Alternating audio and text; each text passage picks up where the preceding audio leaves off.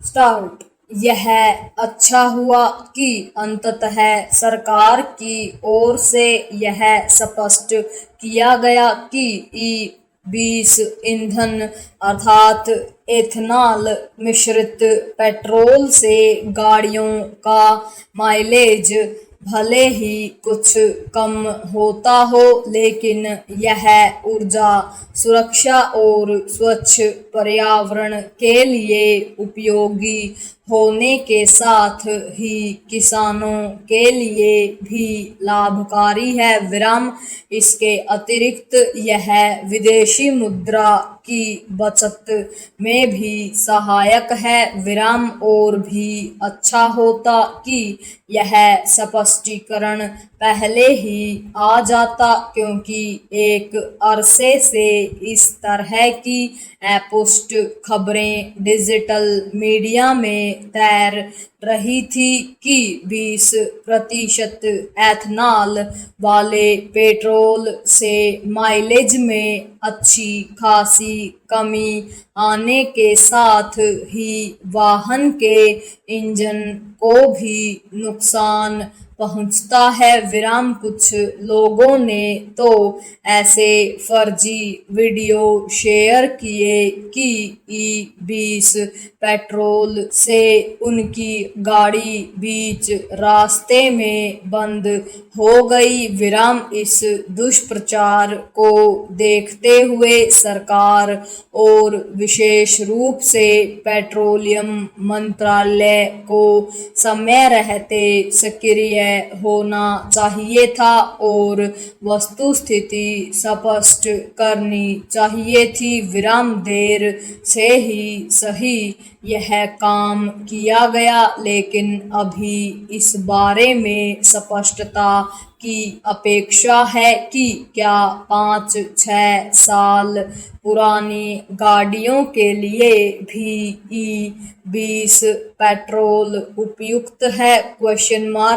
उचित यह होगा कि इस तरह का कोई स्पष्टीकरण देने के लिए पेट्रोलियम मंत्रालय के साथ ही ऑटो कंपनियां भी आगे आएं। विराम यह ठीक है कि कुछ कार कंपनियों के अधिकारियों ने लोगों को आश्वस्त किया है, लेकिन बेहतर होता कि इस मामले में ऑटो कंपनियों के संगठन society of Indian automobile manufacturers की ओर से भी अपनी बात कही जाती। विराम वैसे भी इस संगठन का मुख्य कार्य सरकार के साथ मिलकर ऑटो सेक्टर की नीतियों,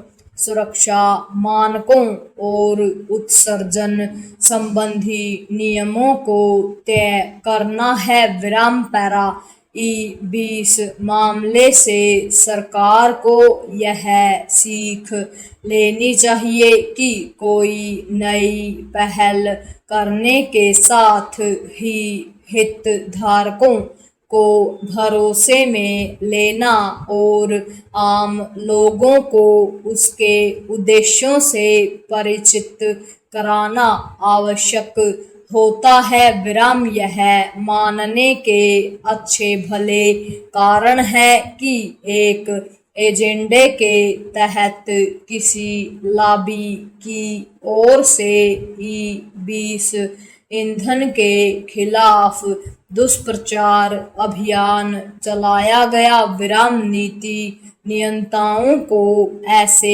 एजेंडाधारियों के प्रति सदैव सतर्क रहना चाहिए। विराम यदि यह पहले दिन से ही स्पष्ट होता कि ई-20 ईंधन से माइलेज में महज 3-4% की कमी आती है और इसके इस्तेमाल से इंजन पर कोई विपरीत प्रभाव नहीं पड़ता, तो शायद एथनॉल मिश्रित पेट्रोल के खिलाफ दुष्प्रचार करने वालों को सक्रिय होने का अवसर ही नहीं मिलता।